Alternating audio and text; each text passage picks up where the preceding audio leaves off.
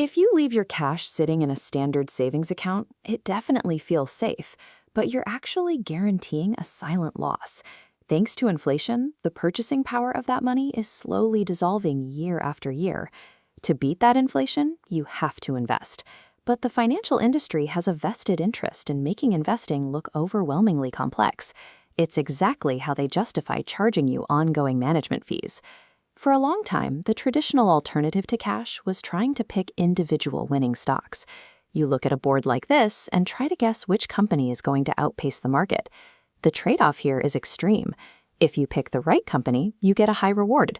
But if that single company fails, you face a catastrophic loss of your capital. And picking those individual stocks isn't a set-it-and-forget-it move.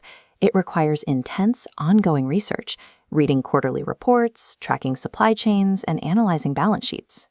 Most full-time professionals don't even have the hours to do this well. So everyday investors are effectively forced into a corner. Choose the absolute safety of cash and guarantee a loss to inflation, or choose the extreme volatility and heavy workload of stock picking. Previous generations recognized this trap, and their solution was the mutual fund. It was built as a middle ground option to help people avoid picking single stocks. The mechanic is simple. A mutual fund is a bundle of stocks managed by a professional. You put your money in, and you instantly get a diversified portfolio. But mutual funds come with significant drawbacks. They suffer from a major fee drag, usually charging 0.5% to 2% of your money every single year. Plus, they lose intraday liquidity. You can only trade them at whatever the price is at the very end of the day. On top of that, these funds often require high minimum investments. If you don't have $1,000 or more ready to go, you are completely locked out. This creates a serious dilemma.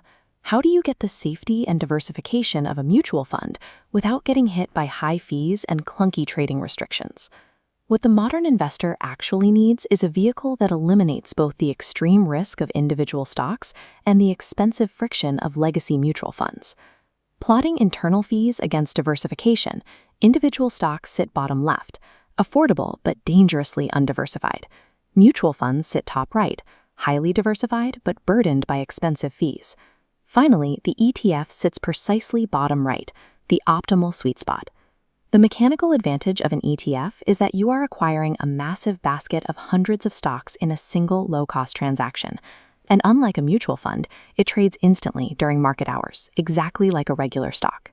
This specific structure is exactly what legendary investors like Warren Buffett recommend for everyday people trying to build wealth. An ETF is objectively superior because it mathematically eliminates the fee drag of mutual funds, while instantly diversifying away the catastrophic risk of holding individual stocks. There is, however, a trade-off to a broad market ETF. You have to accept the average return of the market, rather than chasing the lottery ticket outlier gains of a single breakout company.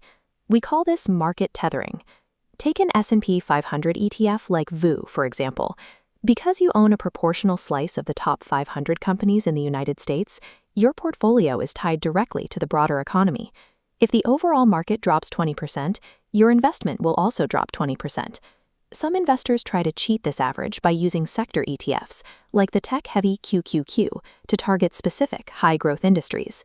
The trade-off with sector ETFs is that they introduce higher volatility.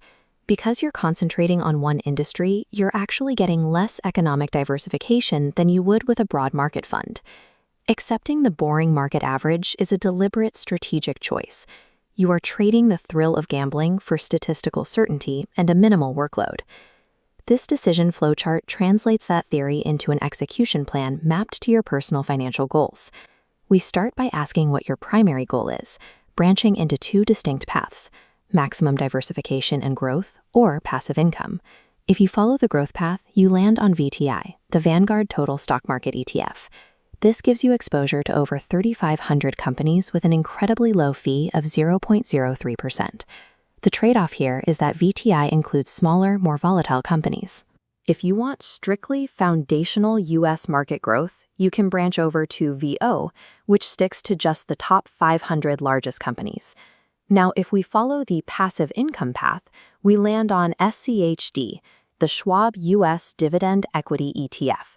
This is designed for people who want quarterly cash dividend payments flowing into their account. The major trade-off with dividend funds is that you will sacrifice some raw capital appreciation. The stock price won't grow as fast as a pure growth or tech portfolio.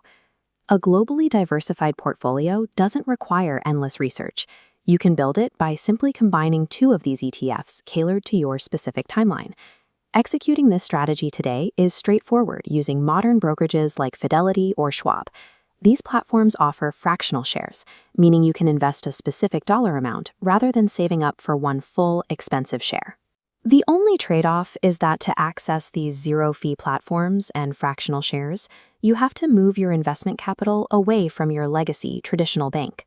For a time-poor professional looking to get started, a highly effective split is allocating 80% to either VOO or VTI and putting the remaining 20% into SCHD.